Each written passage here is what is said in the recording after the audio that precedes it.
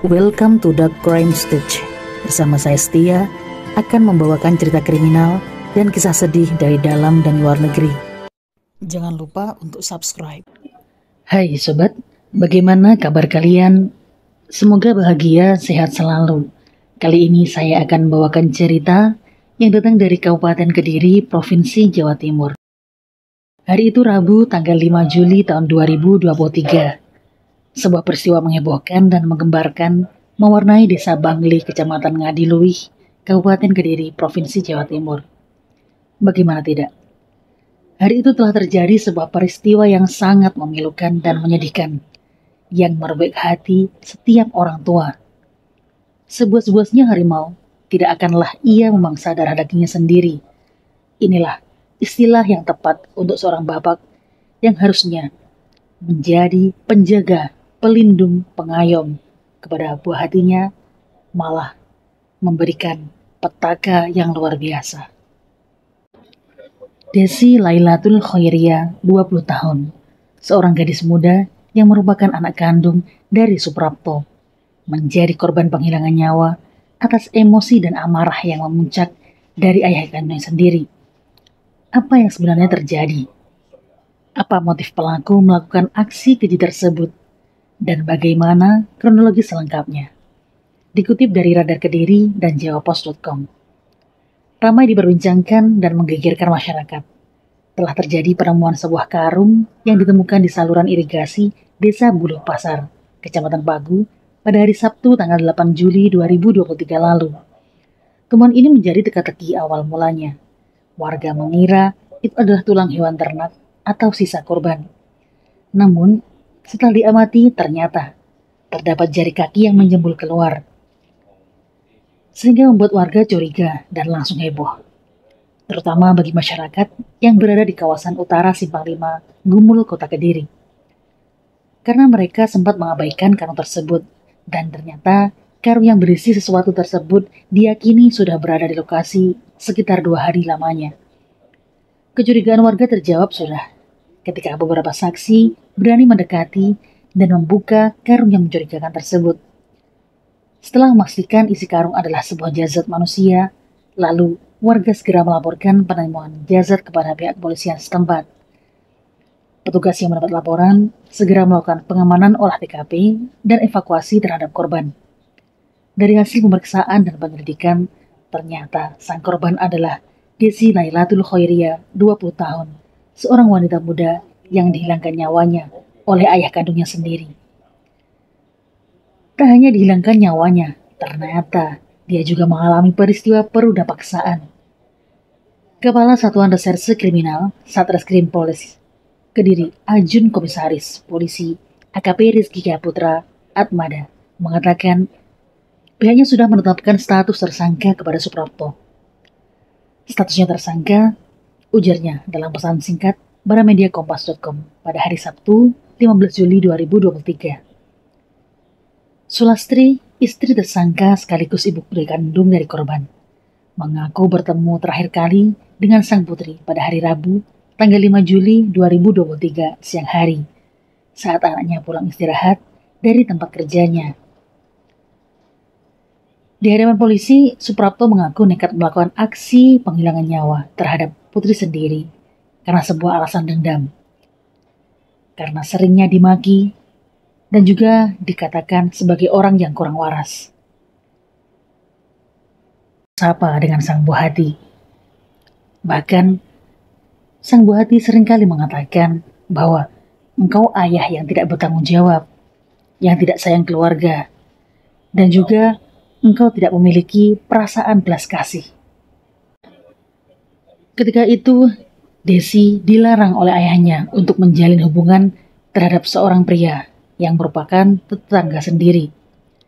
Ayahnya berprinsip bahwa untuk adat istiadat di desa kita tidak boleh ada hubungan seperti itu, karena diyakini akan menimbulkan suatu petaka di kemudian hari. Namun Desi tetap memilih dengan keputusannya, yaitu dia tetap mempertahankan cinta dan tidak ingin putus dengan sang kekasih. Ia juga gak mau mendengarkan sang ayah, karena selama ini Suprapto dianggap sebagai ayah yang sangat tidak bertanggung jawab dalam keluarga. Keluarga menilai bahwa pelaku mempunyai perangai yang kurang baik dan seringkali berbuat kasar. Selama ini disebutkan ia tinggal terpisah dengan istri dan anaknya. Bahkan sejak Desi kecil, Suprapto jarang memberikan nafkah dan tidak pernah memberikan kasih sayang kepada Desi. Hal ini yang membuat Desi malas untuk menyapa, bertegur sapa, apalagi memiliki kedekatan secara emosional. Itu sangat tidak mungkin. Ditambah lagi Suprapto yang terlihat sangat posesif dan juga terlalu mengatur kehidupan pribadi daripada Desi. Ada kepercayaan dari satu desa tersebut bahwa tidak boleh menjalin hubungan dengan pria atau gadis sama desa atau berdekatan, karena bisa berakibat di masa depan nanti terjadi sesuatu yang tidak diinginkan. Itulah kepercayaan daerah tersebut. Namun pendapat orang tua ini dibantah dan tidak diandahkan oleh sang anak.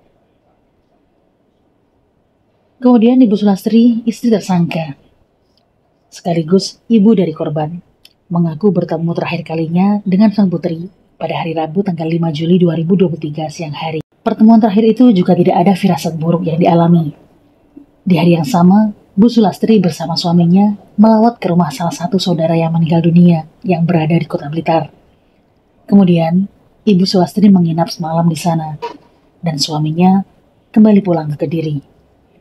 Keesokan harinya pada hari Kamis tanggal 6 Juli 2023, Sulastri dijemput lagi oleh suaminya dan kembali ke rumahnya. Namun, di sana ia tidak mendapati putrinya lagi. Seketika itu sang ibu menanyakan berulang kali kepada suaminya, "Di mana anak kita? Kok keluar rumah tidak pamit? Mau kemana?" "Jawab, Pak. Perasaanku mulai gak tenang ini," ucap Bu Sulastri.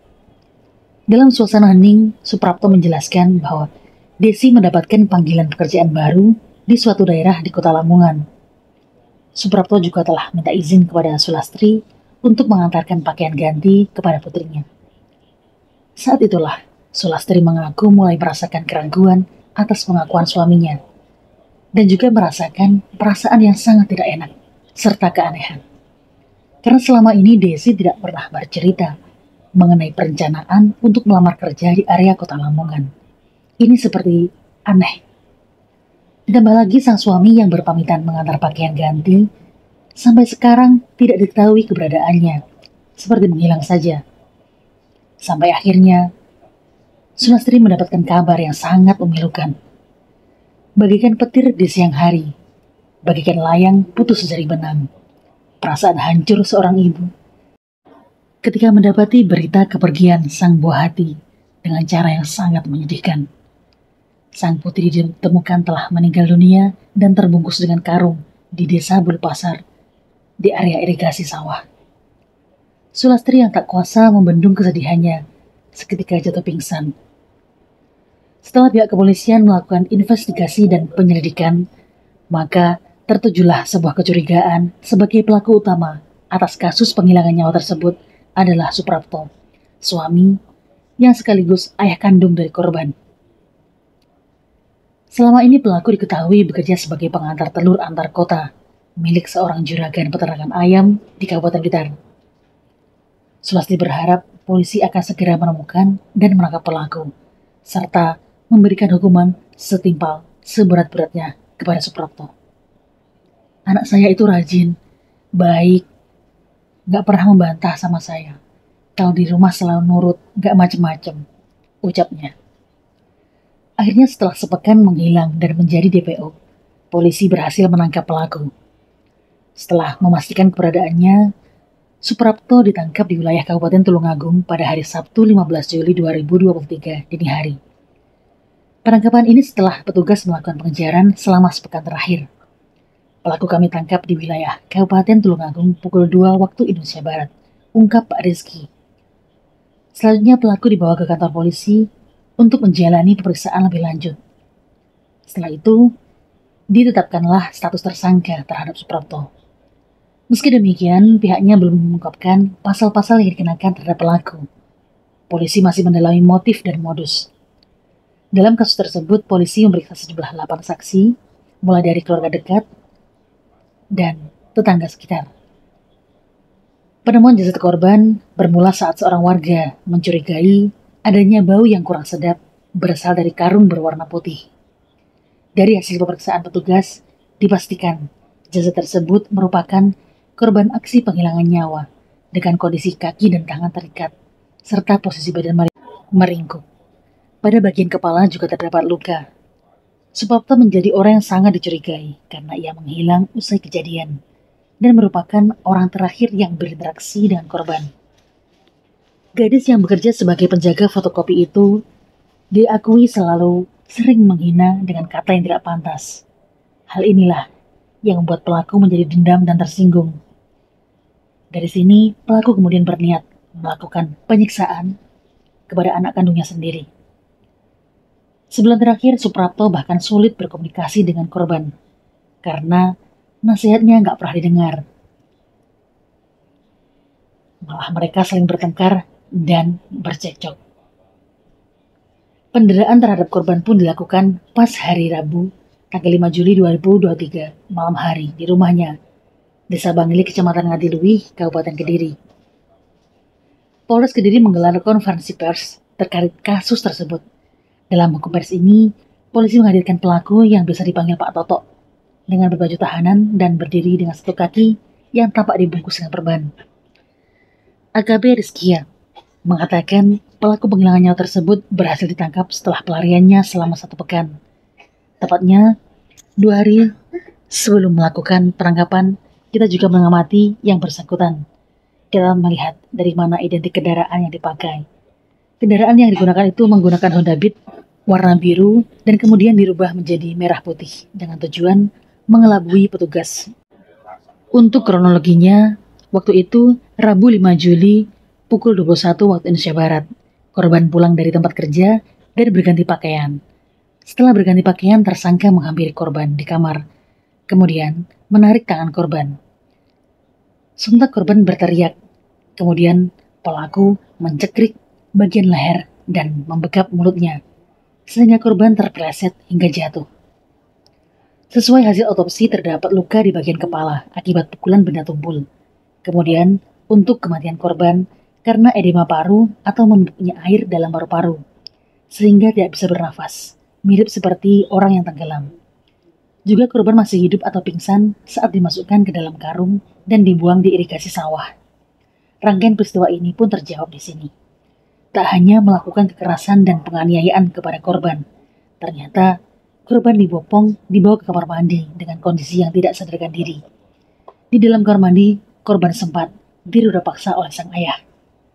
Setelah itu, pelaku mengecek nadi korban apakah masih hidup. Lalu, pelaku berupaya agar korban meninggal dunia dengan cara kepalanya dimasukkan ke dalam air. Tidak lama setelah itu, pelaku mengambil sebuah karung dan dimasukkan ke dalam saku belakang celana. Ada 2 sak atau 2 karung, kemudian korban dimasukkan ke dalam karung tersebut, lalu mulutnya dilakban dan tangan terikat dengan kaki.